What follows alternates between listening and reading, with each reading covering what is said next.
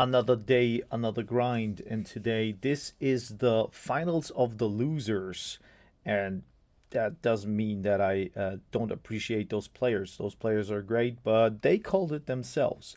It's Unlucky Spotify on Corn and Mini Scout on Skaven, and it's still the fun perk tournament. So Corn, very strange build that I tell you why in a moment. So we have Scarbrand for sure, and then the perk was the random perk that he got is he can only use ranged units. So he has only Marauders here, as you can see, and in the reinforcement army there is, or there are two, I think, skull cannons. On the other side, for the Skaven, I don't know the perk anymore. Maybe Mini Scout can tell us once again.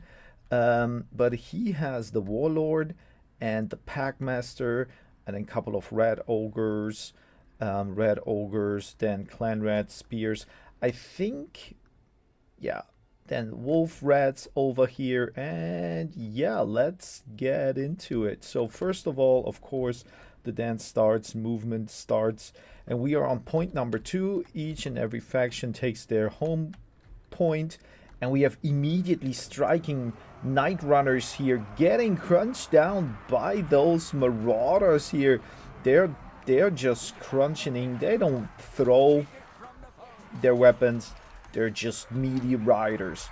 And it basically works out pretty well against those Night Runners. So not as bad as I thought. Now Scarbrand is moving in, and he is using his 2 axes to punish all those rats here whatsoever. Those Night Runners are enraged, so they can't run away. And then immediately, a couple of those units already breaking and going down. On the other objective, we have on the home court objective. Yeah, let's call it home court objective.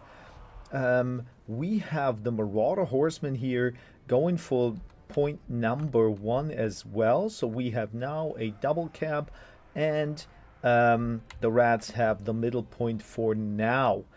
I would say those Marauder Horsemen, they're kind of good, and you can see melee attack is high. So they are fighting here against those Red Ogres, and those Red Ogres having a hard time here to sustain the damage. Interesting stuff. I'm really surprised. And I have to say, I just wonder, because I was listening to the match afterwards. They were talking about it. And yep, flying axes here. Good stuff. I just think that Scarbrand will be a tough opponent. But still, Scarbrand, unfortunately, is getting punched here in the face by, or maybe, poked by those rats here, a little bit in the back, a little bit in the front by those spears and flying stones. And another Marauder Horseman unit here.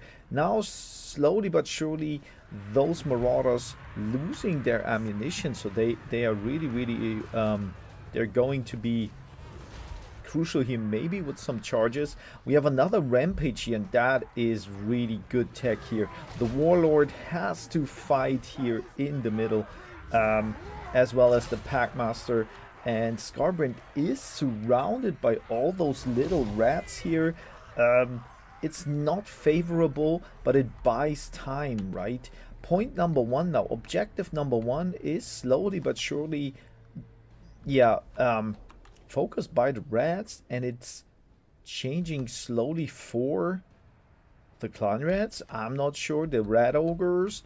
Another Council of the Guard is moving to the side.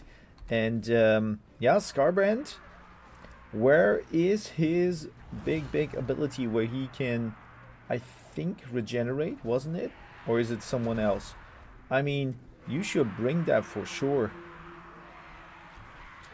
He has melee attack -5, so those Shield of Distraction plus the poison is wearing him down. But I think what Unlucky Spotify is trying to do, he's trying to fight the Warlord and break the leadership of the rats for sure.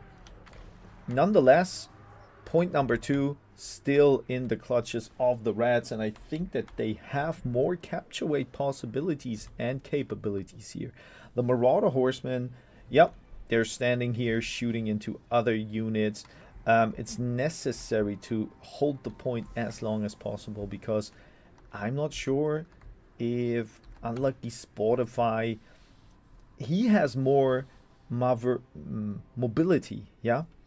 But capture weight wise, he is, as you can see, losing here for now. Other than that, now the Hellforge Bellower's Skull Cannon is summoned in. Skull Cannon as well going in here. And now it is really crucial to see if he wants to maybe snipe the Warlord. Scarbrand already down here, so the Warlord now giving all those units here a little bit of a speech, motivating them, buffing up the leadership. No, I'm just kidding. He is not doing that, but you could imagine he is trying to keep them in a good spirit. What do we have here now? We have, wow, Warplock Jezzail summoned in. They can really shoot in a long distance, and now it would be important to probably move around here and flank them, attack them. We have not much left. Like, I mean, Marauders now, yeah, it seems like Khorne has a hard time to summon units here. The value difference is not high. It's about 1K here. Skull Cannon is doing damage, that's for sure, and I guess even when it moves into melee, it still can rack up a couple of deaths. But yeah, it's still the advantage for Khorne, but in my opinion, he has to get a point one more time. Khorne is gathering supplies a lot, probably somewhere in Alpha Strike on some side, trying to get the point back. Other than that, yeah, those Skull Cannons trying their best.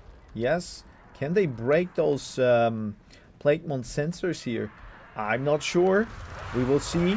Skull Cannon jumping in, doing nice damage here, gathering ammunition once again. This is really cool stuff here. Green against red. The ancient battle.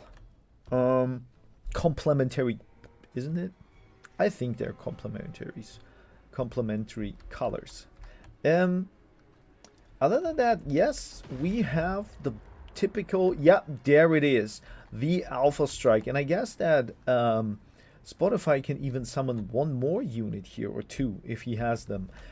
Point number 3 now taken by the Reds. They are really, using their Vermintide skills to get the points. And I assume that Khorne is now on the back foot. Needs to push the acceleration button and trying to do as much as possible. Now they're coming in.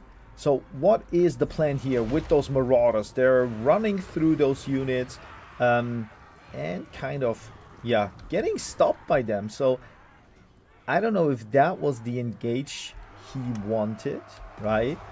But as we can see, a couple of units are now finally going for those Night Runners, trying to break them. Hellforge Bellowers is trying also to gather a lot of, I would say, distraction and also terror. You could say that, yes. Warlord here, pretty unscathed. I don't know. In my opinion, you could go with those Marauders and their throwing axes onto the Warlord. Those axes hurt. They are armor piercing and with flaming attacks. So that is hurting a lot. And I don't know why Unlucky Spotify is not doing that. Because when you break him, all those positions here get a little bit compromised, right? They are breaking, and you have a easier time to move and take maybe a couple of points. Point number 2 now switch, so point number 1 is taken by those wolf rats, and point number 2 by corn. And yeah, now it would be holding position and trying to engage onto another point to get the point. Marauders here still, it's a really fun matchup, because when you have a when you have the perk that you have only ranged units, but your faction doesn't have any ranged units. I mean, the same goes for vampire counts, right? It's very hard to do something. Marauders are kind of skirmishing around, a little bit of damage here and there. We have the skull cannon once again, trying to kill a couple of units to get the attacks here and to break those rats. Plague monks, yeah, they're okay. The Packmaster is once again on full HP, or maybe he never lost anything. I mean, he is buffing up all those other units here. Maybe in his vicinity it is pretty tough to break those rats. Other than that, Marauders now coming from the flank here, and nope, there is the tap out. We had a couple of nice engages, so let's get into the value. I think Unlucky Spotify realized that maybe he did a couple of decision mistakes that cost him in the end the game. Other than that, like, the Marauders are not bad in this matchup, but it is probably micro heavy, so Scarbrand also a little bit blundered. I would try to keep him more alive and use the Marauders to poke down all the other units here. Cannons were a good idea. Maybe you come with the with a cannon immediately. For Mini Scout, we have the Rat Ogres. Well, there's not much value, to be honest. But in general, when you look how he performed, how he strategized and tactically moved, it was pretty good stuff. Maybe those Plague Monks did well. That was the finals of the losers, and now let's get to the finals of the winners. So we are here in the Fun Perk tournament finals, and we have the Grandmaster Omega on Dwarves against the Bulge on Bretonia. And why he's playing Bretonia? Because his random pick or perk was that he has to play a faction of his opponent's choice. And for the Dwarves, the perk was he can... What was it? I forgot about that. Let me think about it one more time. Randomized main and reinforcement armies. So we have King Lewin here, and then a bunch of farmers protecting their country, and questing knights, foot squires as well, and I thought a Gravel League I saw here, plus the Damsel of Life and questing knights. On the other side, the dwarves are coming with the Rune Lord. In this case, we have Iron Drakes, we have Quarrelers, and then Organ Gun. We have even Brimstone Guns on the Air Force here, and a couple of Doomseekers plus Grim Delvers. So yeah, let's get into it. Let's fast forward a little bit. And my prediction was that it would be probably pretty hard for Bretonia, because I don't know, Bretonia is very like one-dimensional. It is about their calf, and if that does not work, you kind of having problems. But in this case, their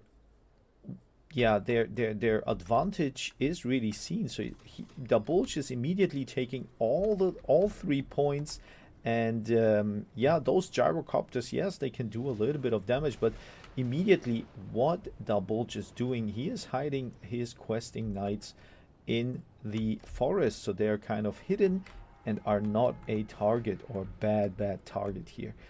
When it comes to the front lines, I think the front lines of Bretonnia lose by a big margin here against all the other strong dwarven units here for sure. We have peasant bowmen with pox arrows. They will shoot in here slowly but surely into probably the Doomseekers and Quarrelers as well. Then foot squires are kind of okay, but I'm not sure if they're good enough against the front line of the dwarves.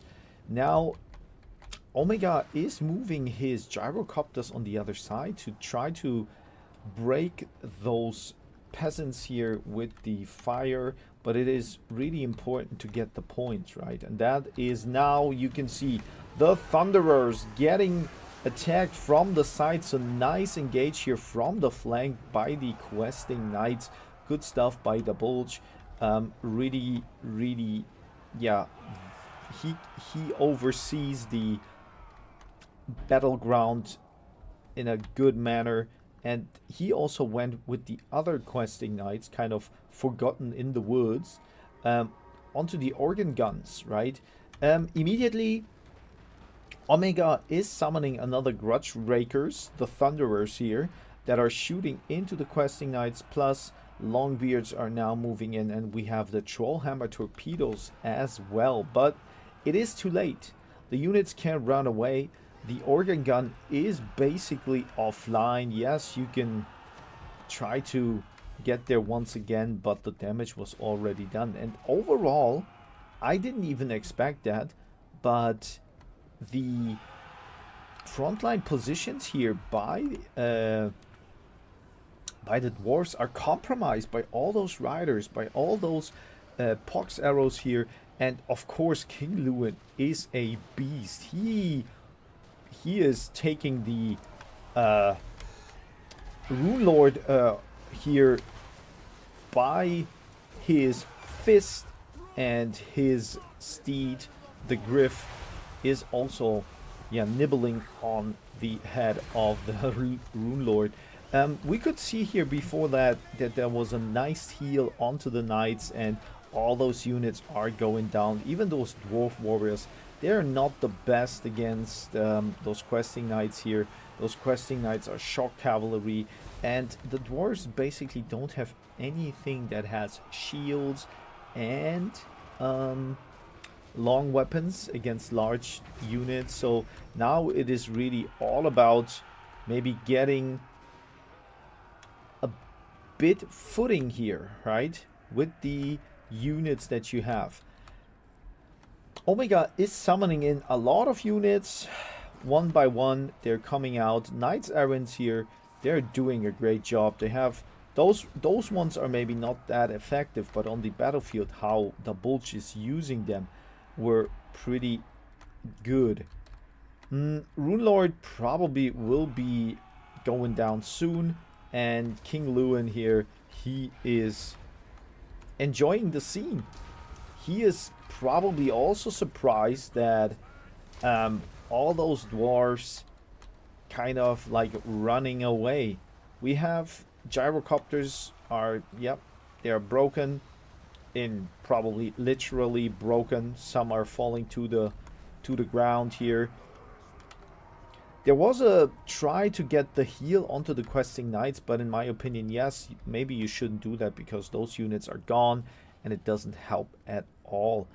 Another Knights Errant unit here running into the Thunderers, and it is basically a spawn camping situation here.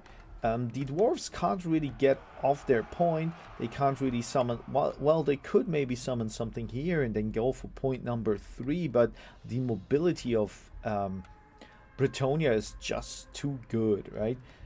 Here now you can see the dwarf warriors are trying to run there. They're getting stopped by those pox arrows, plus the Knights of the Realm in this case. They are once again shocking those down from the back. That hurts. That breaks them. And yep, nothing really here much to see, I would say. It's a very, very clean fight by the Bulge. not letting the dwarf player get any points. Is it a um, yeah, is it a clean victory? That's the question that we are now having here. Will it be? Because there is no red HP bar left that could potentially get any point here. We have another Knights of the Realm summon here, and the value difference is rising as well. We have 2k difference, and the dwarves are having a hard time, right? Peasants are kind of here, probably running off, and maybe they stabilized.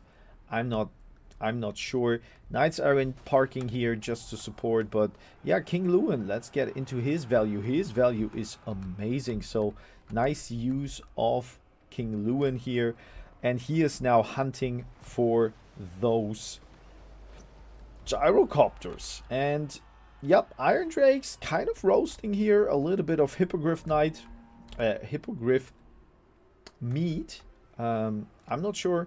You could use the Rune Lord, but I think that Omega was thinking that the Rune Lord is already broken, ran off, and he can't really use him anyways here in this position.